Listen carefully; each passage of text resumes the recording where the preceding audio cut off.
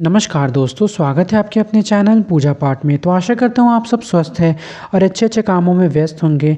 तो आज मैं आप लोगों को इस वीडियो के माध्यम से बताने वाला हूँ कि गंगा दशहरा 2025 में कब मनाने वाले हैं। शुभ मुहूर्त भी मैं आपको बताने वाला हूँ और आप क्या क्या इस दिन दान कर सकते हैं। तो आइए वीडियो स्टार्ट करते हैं।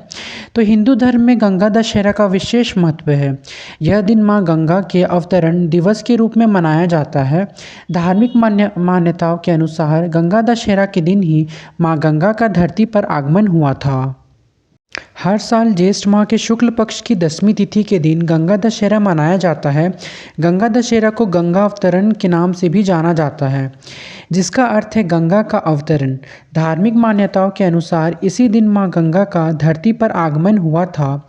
गंगा दशहरा के दिन गंगा में स्नान करने और दान पुण्य करने का बेहद ही शुभ और पुण्यदायी माना जाता है।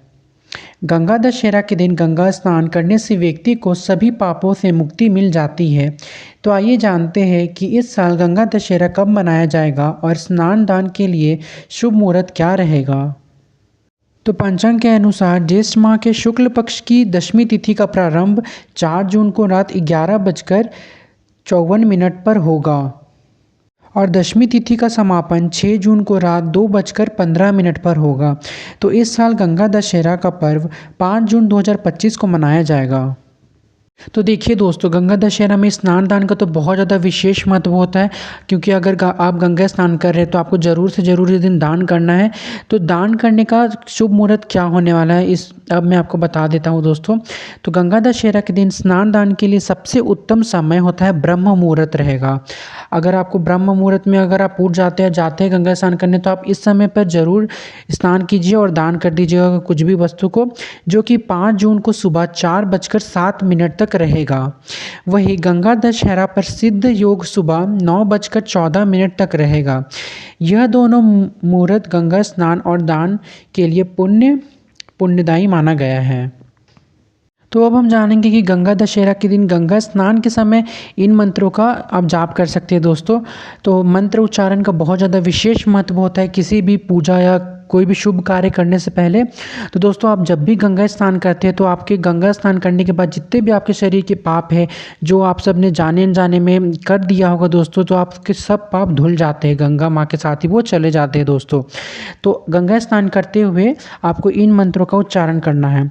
ओम नमो गंगाय विश्वरूपिणी नारायणी नमो नमः। ओम नमो गंगाय विश्वरूपिणी नारायणी नमो नमः।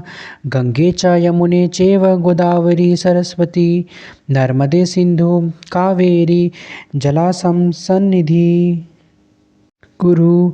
ओम नमो भगवती हिली हिली मिली मिली गंगे माँ पावय पावय स्वाहा।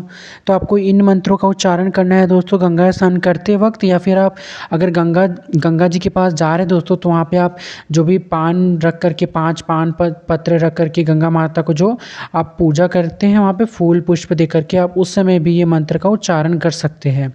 तो अब हम जानेंगे कि गंगा दशहरा का धार्मिक महत्व क्या रहता है दोस्तों। तो हमारा कुछ भी स्नान दान का उसका कुछ अलग अलग चीज़ का अलग अलग धार्मिक महत्व होता है। तो अब हम जानेंगे कि गंगा दशहरा का धार्मिक महत्व क्या है, क्यों गंगा दशहरा मनाया जाता है दोस्तों।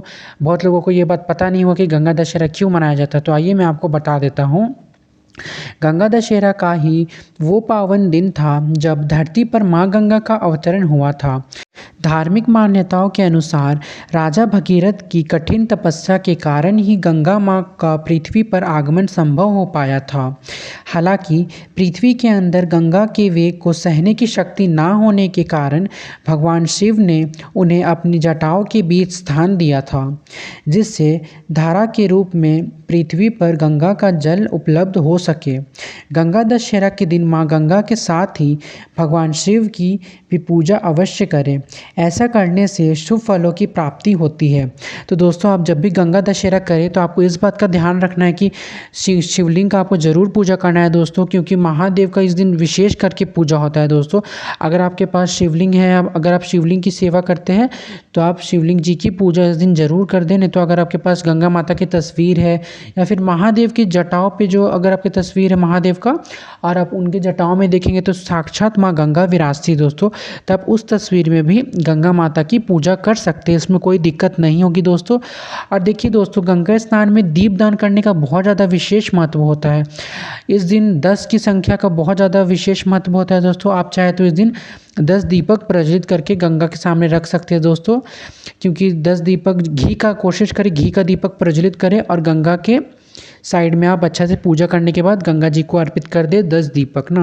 और अच्छे से इस दिन गंगा माता की पूजा आराधना करें। आप चाहे तो इस दिन गंगा माता को लाल रंग की चुन्नी अर्पित कर सकते हैं, उसमें कुछ कुछ श्रृंगार का सामान भी रख सकते हैं दोस्तों।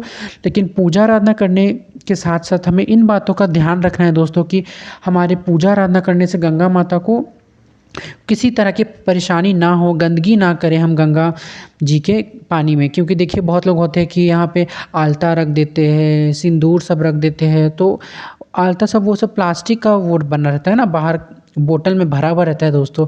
अगर हम गंगा जी में डायरेक्टली उन्हें डाल देंगे तो फिर गंगा जी तो हमारे ख़राब हो जाएंगे। तो क्या फ़ायदा गंगा जी का पूजा करने का जब हम गंगा जी को गंदा करने जाएंगे तो। इसीलिए दोस्तों, आपको पूजा करते समय इस बात का हमेशा आपको ध्यान रखना है कि आप गंगा जी को गंदा ना करें। उल्टा आप कुछ भी गंदा चीज़ देखें गंगा जी में तो आप साइड कर दें उन्हें, किसी भी प्लास्टिक की वस्तु, क्योंकि गंगा माता में बहुत सारे जीव रहते हैं दोस्तों। तो आशा करता हूँ आपको वीडियो अच्छा लगा होगा। वीडियो अच्छा लगा होगा तो लाइक शेयर कमेंट ज़रूर कर दीजिएगा और ऐसे वीडियोस के लिए मुझे सब्सक्राइब भी कीजिएगा। धन्यवाद दोस्तों। और मैं जल्दी मतलब कि ये वीडियो बनाने वाला हूँ गंगा दशहरा का पूजा विधि, तो आप ज़रूर देख लीजिएगा। धन्यवाद।